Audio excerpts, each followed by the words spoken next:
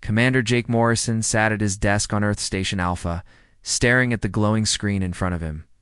The coffee in his cup had gone cold hours ago, but he barely noticed. The message that had arrived that morning was unlike anything he had ever received in his 20 years of military service. The transmission came directly from the Galactic Council, not through the usual Earth diplomatic channels, not from the Colonial Ministry, but straight from the most powerful political body in known space. Jake read the message for the 5th time, making sure he understood every word. The Galactic Council extends an invitation to the Earth's colonial navy to observe the formal presentation of the Sector Dominion. Regarding territorial expansion rights in the Helios sector, this is a rare honor for newer species. Please assign appropriate diplomatic personnel for this historic session. Jake leaned back in his chair and rubbed his eyes. Humanity had been part of the galactic community for only 50 years. Most of that time had been spent learning basic trade protocols and trying not to embarrass themselves at minor diplomatic functions. An invitation to observe a major territorial presentation was huge. The Sector Dominion was one of the oldest and most feared military powers in the galaxy. Jake had read the intelligence reports about them. They were reptilian, standing over 8 feet tall, with natural weapons and a society built entirely around military strength and honor. They controlled 17 star systems and had never lost a war. The fact that they were seeking council approval for expansion meant this was serious business. Jake picked up his communication device and called Dr. Lisa Grant. She was Earth's best xenobiologist and had spent years studying alien cultures. If anyone could help him understand what they were walking into, it was Lisa. "Jake, I heard about the invitation," Lisa said as soon as she appeared on his screen. Her brown hair was pulled back in a messy bun, and she had the excited look she always got when dealing with alien cultures. This is incredible. You know how rare it is for the Council to invite observation from a species as young as ours? That's what worries me, Jake replied. What do you know about the Sector? And please tell me in simple terms. I don't need a scientific lecture. Lisa laughed. They're basically giant lizards with a military complex. Everything in their society is about rank and order. The stronger you are, the higher your position. They have very specific rules about seating arrangements, greeting ceremonies, and showing respect. Get any of it wrong, and they consider it an insult. How wrong are we talking? Jake asked. The kind of wrong that starts wars, Lisa said seriously. Jake, these beings have destroyed entire fleets over protocol violations. Their concept of honor is everything to them. If we mess this up, it won't just be embarrassing. This could be dangerous. Jake felt a headache coming on. What else do I need to know? They're cold-blooded, so they need warm environments. They communicate through body language as much as words. Okay, slight bow shows respect, but too deep means submission. Standing to straight means challenge. And whatever you do, never sit in a seat meant for someone of higher rank. In their culture, seating position shows exactly where you stand in the power structure. Great, Jake muttered. Anything else that could get us killed? They respect strength and directness. Don't try to be too friendly or casual. They see that is weakness. Be polite but firm. Show them you're not afraid, but don't challenge them either. It's a very fine line. After ending the call with Lisa, Jake began putting together his team. He needed people who could handle themselves in a delicate situation without causing an international incident. His first choice was Lieutenant Ben Hayes for security. Ben was young but steady, with good instincts and the ability to stay calm. Under pressure, he had worked with alien species before and knew when to keep his mouth shut. For technical support, he chose engineer Kate Walsh. Kate was brilliant with technology and had a gift for understanding how different species built. Their equipment, if something went wrong with life support or communications, she could fix it. His final choice was Cultural Liaison Officer Dan Cooper. Dan had studied at the Diplomatic Academy and specialized in first contact protocols. He wasn't as experienced as Lisa, but he was good at reading situations and knowing when to speak up. Jake called all 3 of them to his office the next morning. They gathered around his conference table, looking curious and slightly nervous. I've been invited to observe a Sector territorial presentation at the Galactic Council, Jake began. This is a big deal for Earth. It's also potentially very dangerous if we screw it up. Ben raised his hand. Sir, what exactly does observe mean? We're just sitting in the back taking notes? That's the plan, Jake replied. Sit quietly. Watch the proceedings and try to learn something about how major galactic politics work. We're not there to participate or make friends. We're there to represent Earth with dignity and not embarrass ourselves. Kate leaned forward. What kind of ship are we taking? The Sectar are supposed to be impressed by military hardware. The Horizon, Jake said. She's a good ship, but nothing fancy. We're not trying to intimidate anyone. We're the new kids being allowed to watch the adults do business. Don looked worried. Commander, I've read about Sectar protocol. There are hundreds of rules about proper behavior. What if we accidentally violate one? That's why you're coming with us, Jake replied. Your job is to keep us from making any major mistakes. Lisa will brief all of us before we leave, but you're our expert on the scene. Over the next 3 days, the team prepared for their mission. Lisa gave them intensive briefings on Sectar culture, biology, and history. They studied videos of previous council sessions. Learning how different species behaved and interacted, Jake found himself fascinated by the complexity of galactic politics. There were species that communicated through color changes, others that considered direct eye contact an act of war, and some that required special atmospheric conditions just to survive in the same room as others. The galactic council chambers were designed to accommodate all of this. The massive space station called Nexus Prime had environmental zones for hundreds of different species, translation systems that could handle any language, and seating arrangements that had been worked out over thousands of years of diplomatic tradition. The important thing to remember, Lisa told them during their final briefing, is that everyone will be watching us. We're still relatively new to the galactic community. How we handle ourselves at this session will affect Earth's reputation for years to come. The morning of their departure, Jake stood on the bridge of the Horizon, watching Earth grow smaller behind them. The ship was small, compared to the massive vessels used by older species, but she was reliable and had good diplomatic facilities. Course set for Nexus Prime, reported the navigation officer. Travel time will be 6 days at maximum safe speed. Jake nodded. 6 days to prepare for what could be the most important diplomatic mission in Earth's short galactic history. He thought about the Sectar delegation they would be observing. According to intelligence reports, they were sending their Supreme War Master and several high-ranking military commanders. It was a show of force designed to intimidate the Council into approving their territorial expansion. As the Horizon entered hyperspace, Jake reviewed the mission parameters one more time. They were to arrive at Nexus Prime, check in with station authority, proceed to the Council chambers, take their assigned seats in the observation section, and watch quietly as the Sectar made their presentation. It seemed straightforward enough.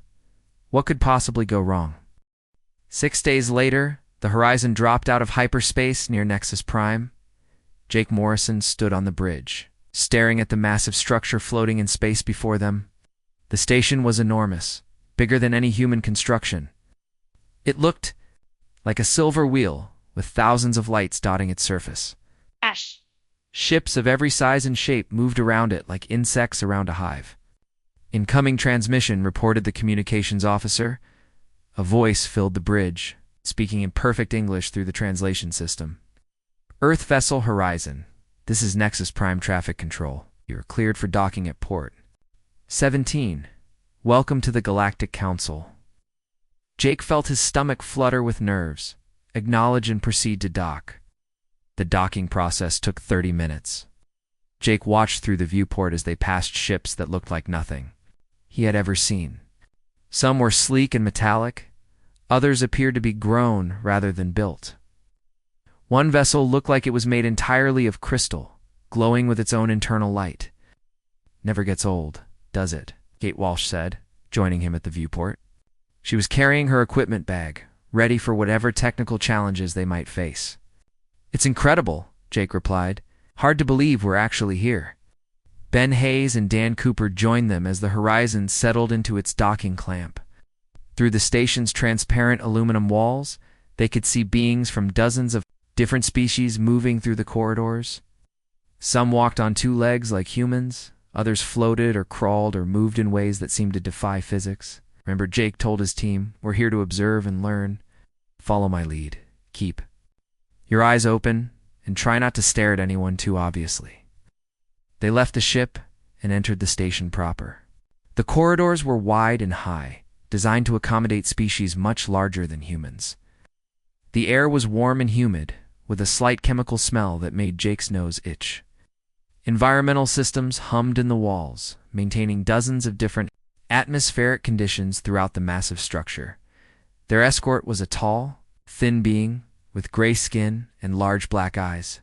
It spoke through a translation device hanging around its neck. "I am Guide Velen. I will show you to the council chambers. Please follow closely and do not touch anything." They walked through corridors filled with beings Jake had only seen in intelligence reports. A group of insectoid creatures clicked and buzzed at each other as they passed. Something that looked like a walking tree swayed slowly down an adjacent hallway. Near a viewing port, several crystalline beings stood perfectly still, their bodies reflecting the starlight outside. "The council chambers are ahead," Velen said. "Your observation area has been prepared according to human environmental requirements."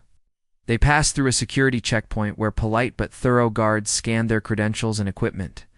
Jake noticed that some of the guards carried weapons he didn't recognize. Though they seemed more ceremonial than threatening, the entrance to the council chambers was massive. The doors stood nearly 20 feet high and were decorated with symbols from hundreds of different species. As they opened, Jake caught his first glimpse of the chamber beyond. It was breathtaking. The circular room stretched out like a vast amphitheater, with seating areas arranged in concentric rings. Each section was designed for different types of beings, with varying environmental controls, seating configurations, and communication equipment. The center of the chamber contained a raised platform, where speakers would make their presentations. "Your seating area is here," Velen said, leading them to a section about halfway up from the chamber floor. "Environmental controls are set for human comfort. Recording equipment is available if needed. The session will begin in 1 hour." Jake looked around their assigned area. Seats were comfortable, with good sight lines to the central platform. The environmental controls showed a temperature of 72 degrees Fahrenheit, with standard atmospheric pressure. Everything seemed perfectly arranged for their needs. "This is nice," Ben said, settling into one of the seats. "Good view, comfortable, temperature. They really went out of their way to make us welcome." Kate was examining the recording equipment built into their section. "The technology here is incredible. This translation system can handle hundreds of languages simultaneously." Don sat down and pulled out his notes on council procedures. "According to my research, the session will begin with opening ceremonies, then the sectar will make their presentation. Other species may ask questions or voice objections." Jake took his seat and looked around the chamber. Other delegations were beginning to arrive. He could see the crystalline beings from the corridor, taking their positions in a section with special lighting. A group of aquatic species occupied an area filled with some kind of liquid atmosphere. "Look at that," Kate whispered, pointing to a section near the top of the chamber. "Those must be the ethereals." Jake followed her gaze and saw what appeared to be glowing mist contained within transparent suits. The beings inside were barely visible, just shifting patterns of light and color. More delegations filed in. Some Jake recognized from his briefings. Others were completely new to him. The diversity was amazing. Beings that breathed different atmospheres, moved in different ways, communicated through methods ranging from sound to light to chemical signals. "The temperature in here is pretty warm," Dan observed, loosening his collar. "I thought they set the environmental controls for human comfort." "Maybe it's a compromise," Jake replied.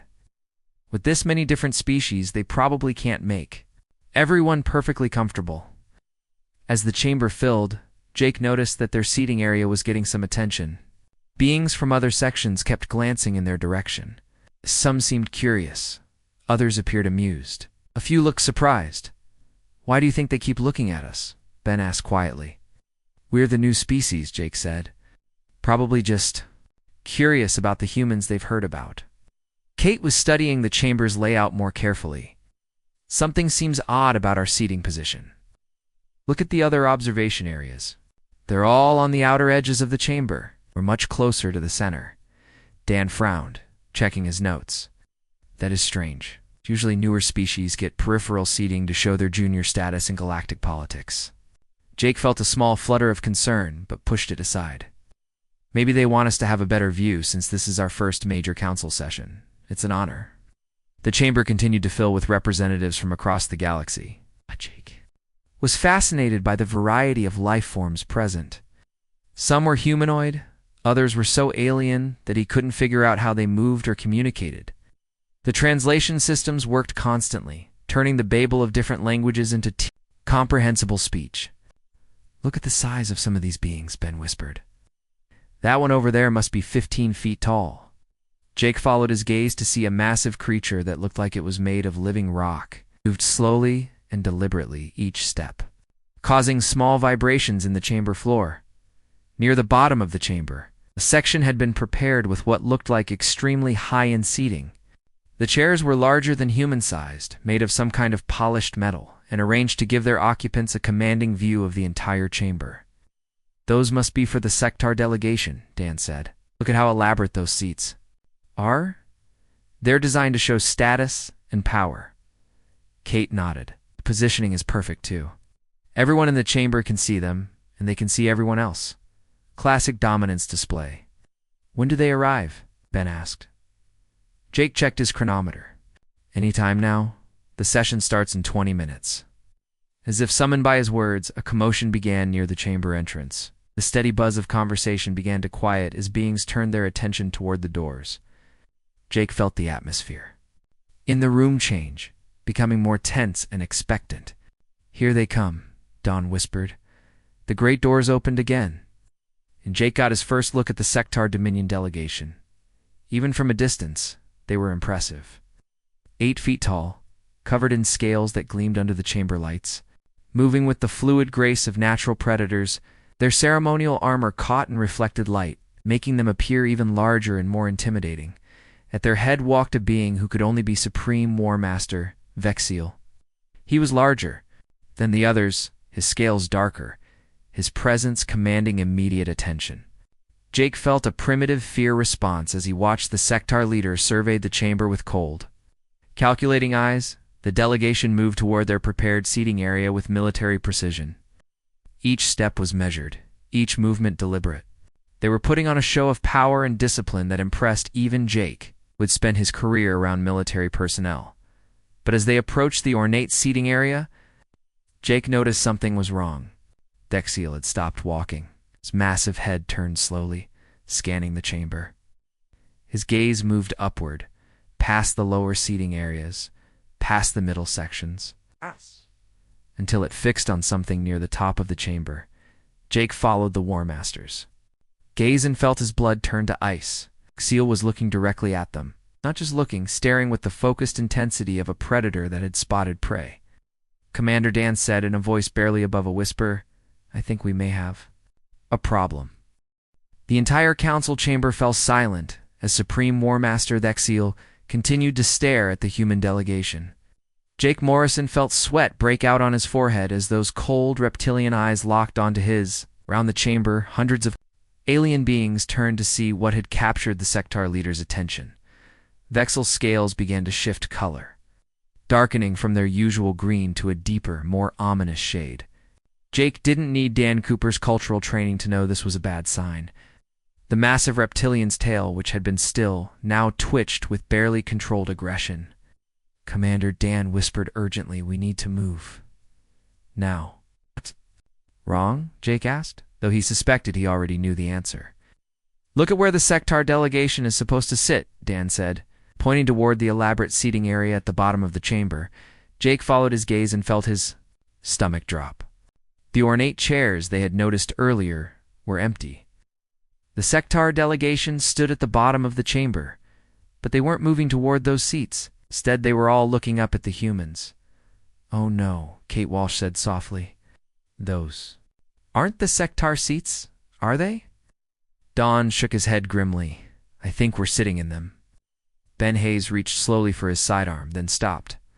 Sir, what are your orders? Jake looked around their seating area with new eyes. The chairs were larger than normal human furniture. The environmental controls were set for a warmer temperature than humans preferred. The positioning gave a commanding view of the entire chamber. Every detail suddenly made horrible sense. We're in their ceremonial seating, Jake said quietly.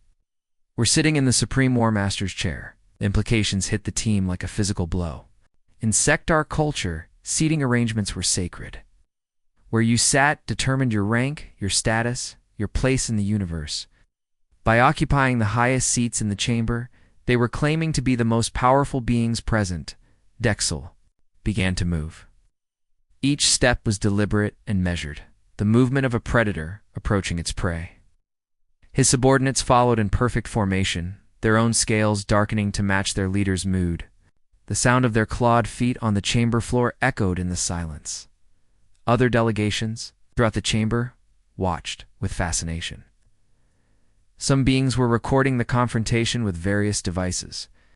Others leaned forward in their seats, clearly expecting either a diplomatic disaster or entertaining violence. What do we do? Ben asked, his hand hovering near his weapon. We don't draw guns in a diplomatic setting, Jake said firmly. That would make everything worse. But we can't just sit here, Kate protested. Look at them. They're furious. Dexiel had reached the halfway point of his climb toward their section. His golden eyes never left Jake's face. Behind him, other Sectar warriors spread out in a formation that looked suspiciously like an attack pattern. Dan was frantically flipping through his notes. According to Sectar law, occupying another being's ceremonial seat is either an act of war or a formal challenge to single combat. Neither of those sounds good, Ben muttered. Jake forced himself to remain calm. He had been in dangerous situations before, though none quite like this. The key was not to make the situation worse through panic or hasty action around the chamber. Other species began reacting to the drama unfolding before them. The crystalline beings flickered with patterns of light that might have been excitement or alarm. The insectoid delegates clicked and buzzed more loudly. Even the tree-like beings seemed to sway with interest. A new voice cut through the tension. Upstairs. There has been a misunderstanding. The speaker was the council moderator, an ancient being whose species Jake didn't recognize. It floated above the central platform, its body glowing with soft blue light. When it spoke, every translation system in the chamber carried its words. Supreme War Master Dexiel, the moderator continued, surely you do not believe these young beings intended disrespect. Humanity is new to our customs. Dexiel stopped climbing and turned to face the moderator. When he spoke, his voice carried clearly throughout the chamber. It was deep and resonant, with an undertone that made Jake's bones vibrate. Moderator, these mammals occupied the throne seats of the Sectar Dominion. In our law, this is either ignorance or insult. If ignorance, they should remove themselves and beg forgiveness. If insult, they must face the consequences. Jake stood up slowly, trying to project calm confidence. Supreme War Master, we meant no disrespect. We were told these were our assigned observation seats. Dexiel's head tilted slightly, a gesture that somehow managed to convey both curiosity and threat. You claim ignorance, small mammal? We claim honesty, Jake replied. We are new to your customs. If we have made an error, we are willing to correct it. The War Master resumed his climb toward their section. In Sectar law, ignorance of custom is no excuse. You sit in seats reserved for the highest warriors. Claim rank you have not earned. As Dexiel drew closer, Jake could see details of the alien's appearance that were both fascinating and terrifying. The Sectar's scales weren't just armor. They were living things that shifted and changed color with his emotions. His eyes weren't just golden. They had vertical pupils that contracted and expanded as he focused. His hands ended in claws that looked like they could tear through steel. Furthermore, Dexiel continued, you remain seated as I approach. This shows either disrespect or challenge. Jake realized they were trapped in a cultural maze with no good options. If they stood, it might be seen as aggressive. If they remained seated, it was disrespectful. If they tried to leave, it could be interpreted as either cowardice or admission of guilt. Other members of the sector delegation had positioned themselves around the chamber. Jake noticed they had blocked the main exits. Whether this was standard, security protocol, or preparation for violence, he couldn't tell. "What would you have us do?" Jake asked. Dexiel reached their seating level and stopped just outside their section. Up close. He was even more impressive. His ceremonial armor was covered in symbols that Jake didn't recognize, but which clearly indicated high rank and many victories. The other sector warriors arranged themselves in a semicircle behind their leader. "We will explain how you came to occupy these seats," Dexiel said.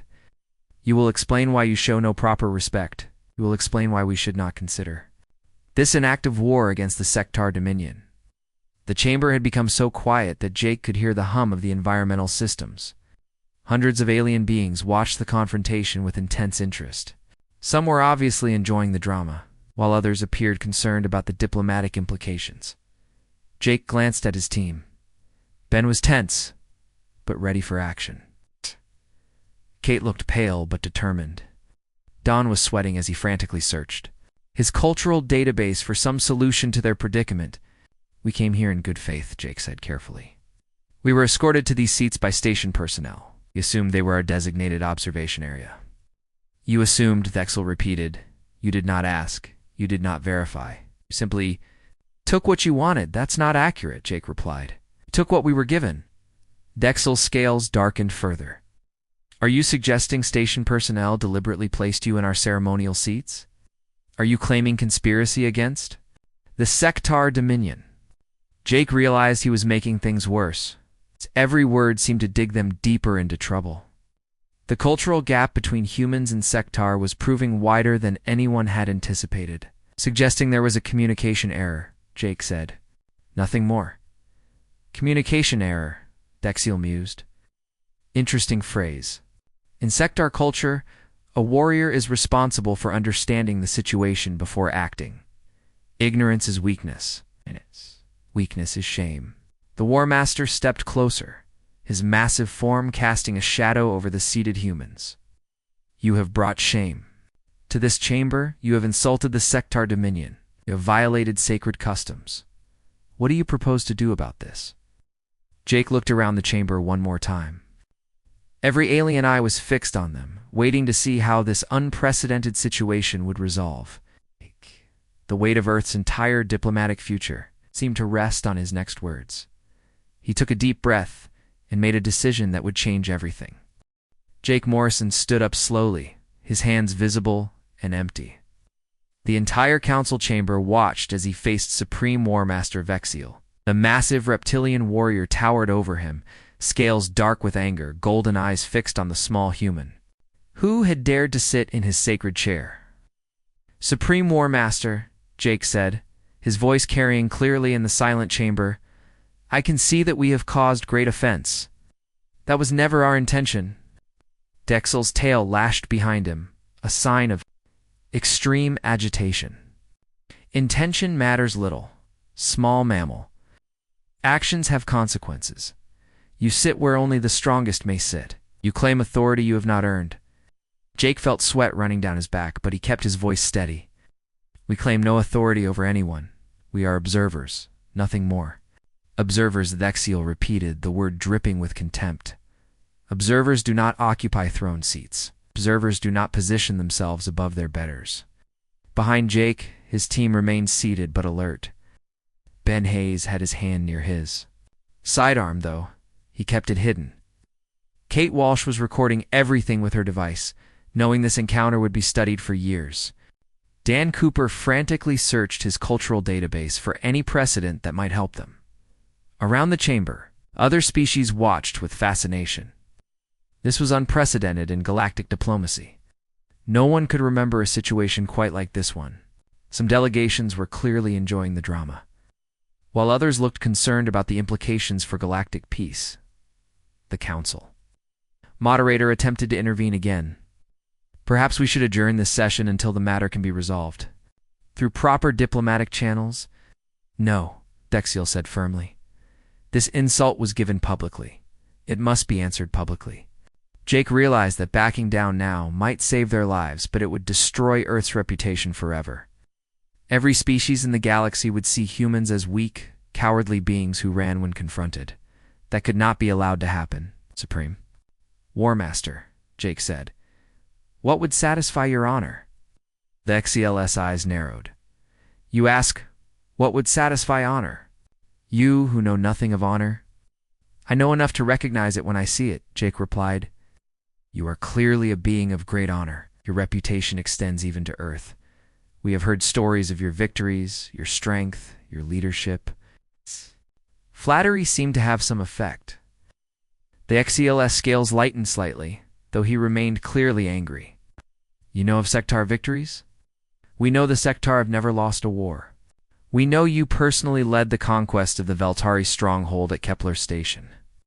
We know your tactical genius is studied by military academies across the galaxy.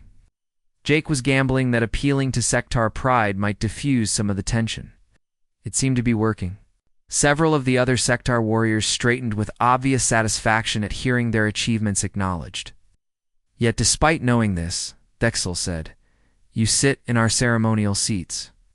Because we didn't recognize them, Jake admitted.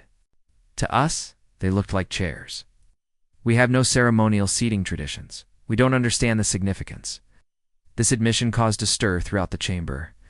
Many species had elaborate seating protocols, and the idea of beings who didn't understand such basic concepts was shocking to them. Dexiel stepped closer. Close enough that Jake could smell the alien scent of him, something like leather and spices you truly do not understand? We understand now, Jake said.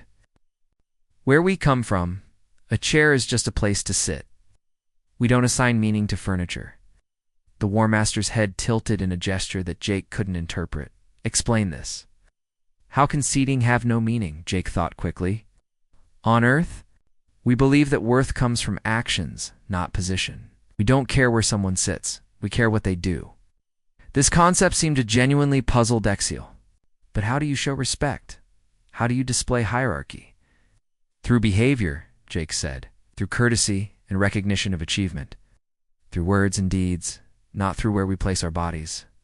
The conversation had taken an unexpected turn. What had started as a confrontation was becoming a cultural exchange.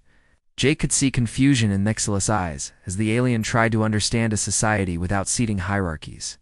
This is impossible, one of the other Sectar warriors said. All civilized beings understand the importance of proper positioning. Jake turned to face the subordinate warrior. With respect, we are civilized. We simply express it differently. The warrior stepped forward aggressively, but Dexiel held up a hand to stop him. The Supreme War Master was studying Jake with new interest. You stand before armed Sectar warriors without fear, Dexiel observed. You speak directly to me without submission. You claim ignorance without shame. This is very strange behavior. We're not trying to be strange, Jake said. We're trying to be honest? Honesty, Dexiel mused. It's an interesting concept. Tell me, small mammal, what is your name? Commander Jake Morrison, of the Earth's Colonial Navy.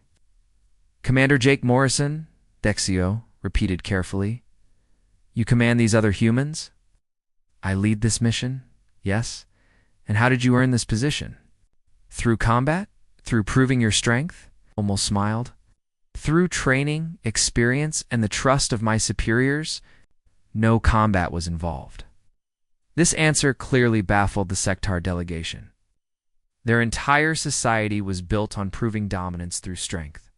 The idea of leadership without conquest was foreign to them.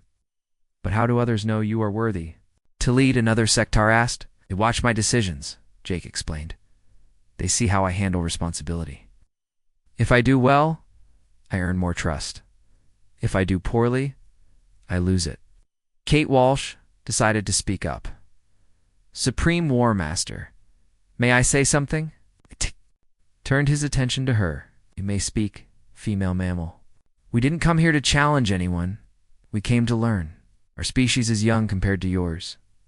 We want to understand how galactic civilization works. And yet you sit in our sacred seats, the War Master pointed out, because we didn't know. They were sacred, Kate replied. If someone had told us, we would never have sat there. Dan Cooper finally found his voice. Supreme War Master, I've studied sectar culture extensively. I know that honor is everything to your people. We have no desire to damage your honor or our own. Then what do you propose? Dexiel asked.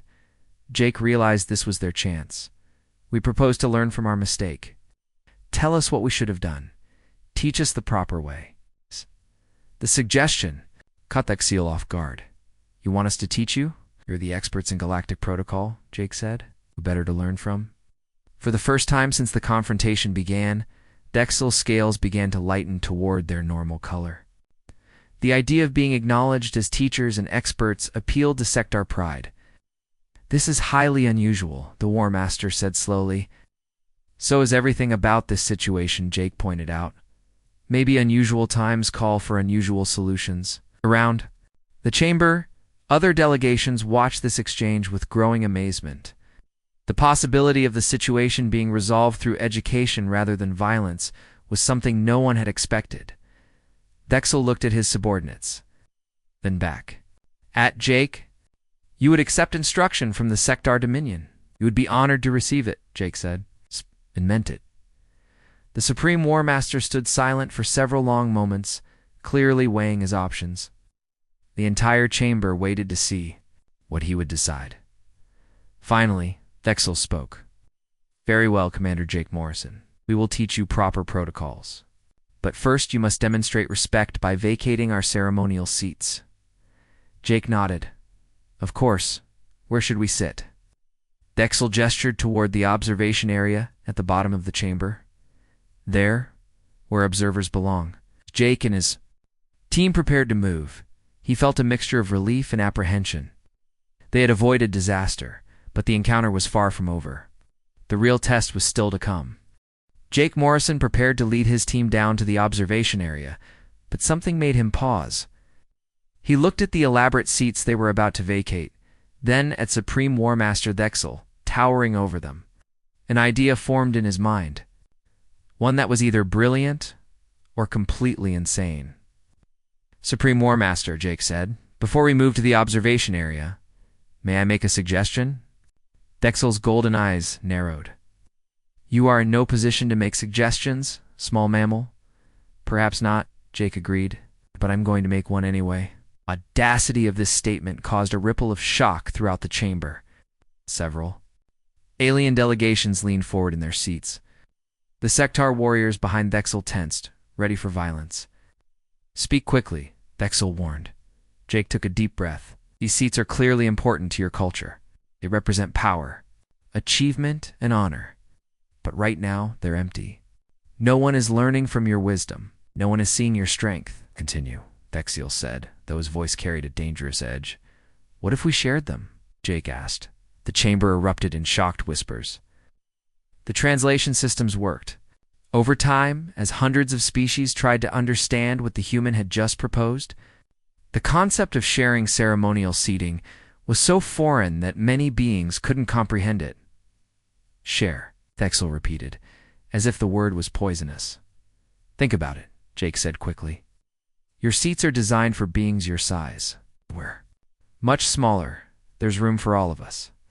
You would still be in your rightful place, but we could learn proper protocol by observing you directly. Kate Walsh stared at her commander in amazement. Ben Hayes looked like he was considering whether to stun Jake himself to prevent him from making things worse. Dan Cooper was frantically checking his cultural database to see if what Jake was suggesting had ever been done before. Dexiel stood perfectly still for several long moments. His scales shifted through different shades as he processed this unprecedented suggestion. Around the chamber, other species watched with fascination and disbelief. You propose that the sectar Dominion share our throne seats with mammals, Dexiel asked slowly. I propose that the sectar Dominion demonstrate their superiority by teaching proper behavior to younger species. Jake corrected. What better way to show your wisdom than by direct instruction? The Supreme War Master's head tilted in consideration. Jake could see the internal struggle playing out across his features. Sectar pride demanded exclusive use of their ceremonial positions. But sectar pride also demanded recognition of their superiority and wisdom. This has never been done, one of the other sectar warriors protested. Nothing about this situation has ever been done, Jake pointed out. Maybe it's time for something new. Vexel looked at the ornate seats, then at the human delegation, then back at the seats. You would accept a subordinate position while sharing our ceremonial space? We would accept the position of students, Jake said, which is what we are. The council moderator floated closer to the group. This is highly irregular. There are protocols for these situations. Protocols don't cover this situation, Jake replied. We need new solutions. Dexiel suddenly laughed, a sound like rocks grinding together. You are either very brave or very foolish, Commander Jake Morrison. Probably both, Jake admitted. The War Master looked at his subordinates, who appeared as confused as everyone. Else in the chamber, no precedent existed for this situation. Sectar law was built on dominance and submission, not on sharing and cooperation. If we agree to this arrangement, Dexel said slowly, you would acknowledge sectar superiority. Publicly. We would acknowledge sectar wisdom and experience, Jake said, which is only the truth. And you would follow our instruction and proper behavior? Gratefully. Dexel made his decision. Psst. Very well. We will attempt this ... experiment, but you will sit where we direct. You will speak only when given permission. You will demonstrate proper respect at all times. Understood, Jake said. What happened next became the most recorded moment in galactic diplomatic history. Supreme War Master Dexiel led his delegation. To their ceremonial seats, with the humans following behind, the massive reptilians settled into their ornate chairs with practiced dignity. Then, in a gesture that shocked every being present, Dexiel gestured for Jake to sit beside him. The image was striking. For small humans sharing the highest seats in the council chamber with 8-foot reptilian warriors, the contrast in size made the humans look like children beside their enormous companions. But somehow the arrangement worked.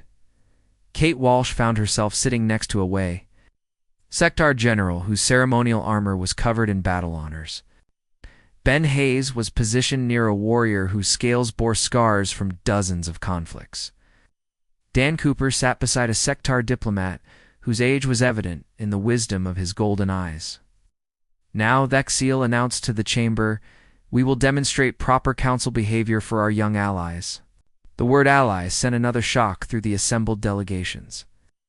In sectar culture, allies were equals who had proven their worth. The fact that Dexiel was using this term for humans was unprecedented. The council session began in earnest. The sectar made their presentation regarding territorial expansion in the Helios sector. Jake watched in fascination as Dexiel transformed from a threatening warrior into a skilled diplomat. The War Master's arguments were logical, well-researched, persuasive. Throughout the presentation, Dexiel quietly explained council procedures to Jake. He described the voting process, the debate protocols, and the various ceremonial elements that govern galactic diplomacy. Jake found himself genuinely impressed by the complexity and elegance of the system. Other species began asking questions about the sectar proposal. Some were supportive, others raised objections. Jake watched as Dexiel handled each challenge. With skill and patience, always maintaining the dignity and authority that defines sectar culture. You see, Vexel murmured to Jake during a brief recess, proper behavior requires understanding of context. Each gesture has meaning. Each word carries weight. I'm beginning to understand, Jake replied. Your culture has developed sophisticated ways of communicating respect and authority. Indeed. In your culture? Jake thought about it. Focus more on actions than gestures. We judge people by what they accomplish, not by how they perform ceremonies. Interesting, Dexiel mused. Perhaps there is wisdom in both approaches. The session continued for several hours. As it progressed, Jake noticed something remarkable happening. Other species began treating the human delegation differently. Instead of curious observers, they were now seen as beings worthy of respect. The association with the sectar had elevated their status throughout the chamber when the voting began on the sectar territorial proposal. Jake was surprised to see it pass by a significant margin. Nexiel's diplomatic skills had proven as formidable as his military reputation.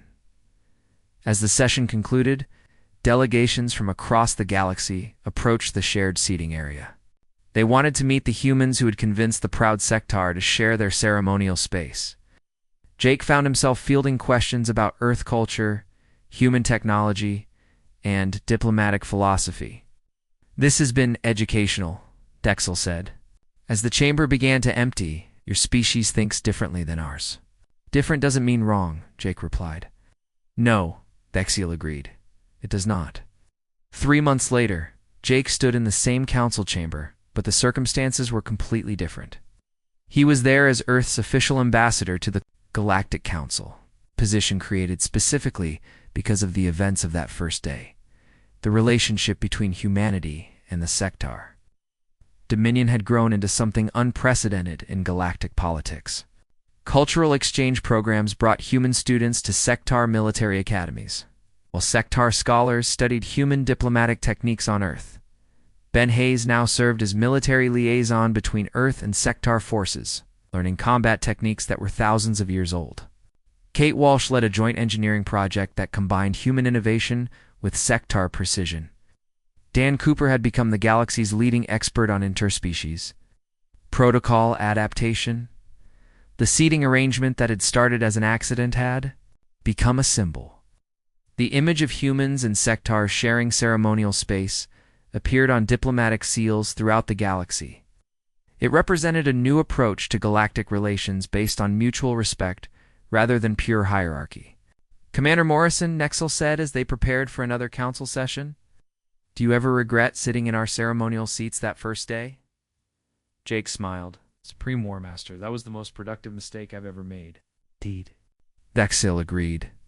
Sometimes the greatest victories come from the most unexpected defeats. As they took their shared seats for another session, Jake reflected on how much had changed. What had started as a simple observation mission had become the foundation for a new era in galactic diplomacy.